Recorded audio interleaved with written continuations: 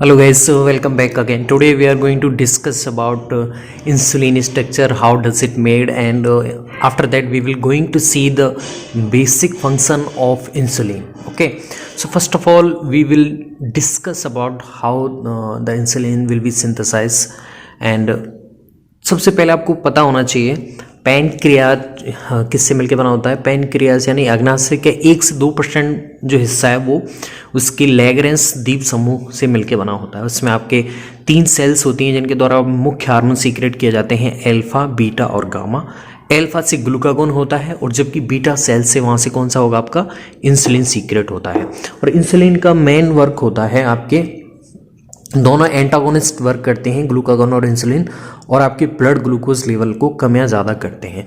तो इनका जो वर्क है, एंटागोनिस्ट बिहेवियर है, वो हम देखेंगे। सबसे पहले हम इंसुलिन का देखते हैं। तो यहाँ पे इंसुलिन की स्ट्रक्चर है वो मैंने यहाँ पे बताई है, तो देखते हैं।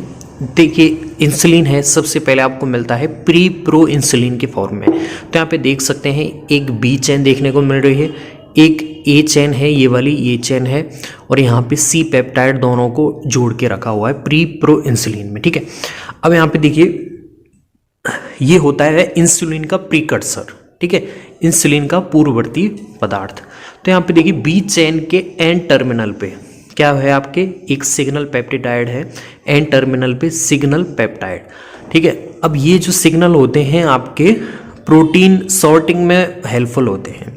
ठीक है, लेकिन हमारे पास ये प्रोटीन चेन है, ये टोटल बनी हुई है, ये आपकी 110 अमीनो एसिड रेजिड्यूज से मिलके बनी हुई है। ठीक है, अब देखिए ये प्री प्रो इंसुलिन है। अब यहाँ पे इस वर्क में देखिए यहाँ पे आपका एंड टर्मिनल सिग्नल पेप्टाइड को यहाँ से हटा दिया गया है, और हटाने के बाद में आपको मिलता है ये फॉर्म। ठीक है, एंड टर्मिनल सिग्नल पेप्टाइड हटा दिया है। अब इसके पास में क्या है, ये बी चेन है, ये ए चेन है, ये वाली यहाँ तक, और ये जो है आपकी लॉन्ग चेन है सबसे, ये है आपका सी चेन या फिर सी पेप्टाइड। ठीक है, अब देखिए इनके बीच में डाइसल्फाइड बॉन्ड है, वो ए और बी चेन के बीच में 2 पेयर यानी कि 4 सल्फाइड बॉन्ड आपको मिलेंगे।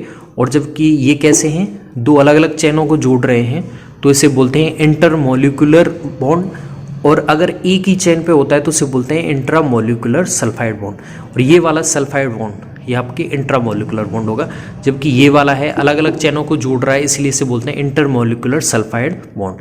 तो आपको याद रखना है कितने, 2 पेयर तो यहाँ मिल रहे हैं, 1 पेयर आपको यहाँ मिल रहा है। ठीक है, ये क्या आ गया, प्री प्रो इंसुलिन से आपको मिल गया है प्रो इंसुलिन। ठीक है, ये अभी भी इनएक्टिव फॉर्म में है। अब यहाँ पे आपका सी पेप्टाइड अलग कर दिया जाता है, ये जो लॉन्ग चेन देख रहे हैं ना, इसे हटा दिया जाएगा। और हमने यहाँ पे सी पेप्टाइड हटा दिया है, और सी पेप्टाइड हटाते ही आपको इस तरह से इंसुलिन जो एक्टिव फॉर्म है वो मिल जाएगा। ठीक है, ये एक्टिव फॉर्म है बिल्कुल। ये देखिए यहाँ पे इंसुलिन है, यहाँ पे बी चेन है वो 30 अमीनो अम्लों से मिलकर बनी होती है, ए चेन 21 अमीनो अम्ल के रेजिड्यूज से मिलकर बनी होती है। अब यहाँ पे सल्फाइड बॉन्ड देख सकते हैं, 2 अलग अलग चेन को जोड़ रहे हैं, ये कौन से, इंटरमोलिकुलर सल्फाइड बॉन्ड। जब एक ही चेन पे सल्फाइड बॉन्ड मिल रहा है इसे बोलते हैं इंट्रामोलिकुलर, इंट्रा। ठीक है, एक ही अंत है अड़ुक परमाणु बॉन्ड नहीं है। ठीक है, अंत है अड़ुक सल्फाइड बॉन्ड। ठीक है, तो यहाँ पे 2 पेयर यहाँ यानी कि 4 सल्फाइड बॉन्ड, 1 पेयर यानी कि 2 सल्फाइड बॉन्ड इधर, सी पेप्टाइड अलग कर दिया गया है। तो ये आपका इंसुलिन है, एक्टिव फॉर्म में है। अब एक्टिव फॉर्म में सिंथेसिस होने के बाद में अब हम देखेंगे इसके फंक्शन कि हाँ, तो गाइस फंक्शन की बात करें तो सबसे पहला फंक्शन देखें हम, हमारा एक्टिव आपकी इंसुलिन आपको मिल चुकी है, और उसके एक्टिव फॉर्म में आने के बाद में उसके फंक्शन देखें तो कुछ टर्म है इनका, मैं डिस्क्रिप्शन थोड़ा सा बताता चलूँगा आपको। सबसे पहले देखें हमारी ये ग्लाइकोजिनोलाइसिस यानी कि ग्लाइकोजन का टूटना और ग्लूकोज बनाना, ग्लूकोनियोजेनेसिस यानी ग्लूकोज, नियो यानी नया, जेनेसिस यानी कि निर्माण, तो ग्लूकोज का नया सिंथेसाइज होना, ग्लाइकोजेनेसिस ग्लाइकोजन का नया बनना, ग्लाइकोजन का बनना, नया नहीं खाली ग्लाइकोजन का निर्माण होना, लाइपोलाइसिस यानी कि लिपिड्स का टूटना, लिपिड का विखंडन होना, प्रोटीन सिंथेसिस प्रोटीन का निर्माण होना, प्रोटीन डिग्रेडेशन प्रोटीन का विखंडन होना। ठीक है, अब देखिए इसका फंक्शन देखें तो इन दोनों प्रोसेस को ये इनहिबिट करता है, यानी कि ग्लाइकोजन से टूट के जब ग्लूकोज बनता है उस प्रोसेस को ये रोकता है, और ग्लूकोज का नया सिंथेसाइज होता है लिवर में, उनको भी ये रोकता है। ठीक है, ग्लूकोजेनेसिस, ग्लाइकोजेनेसिस यानी कि ग्लूकोज से ग्लाइकोजन बनवाता है। ये किस में? लिवर में और स्केलेटल मसल्स में, ठीक है।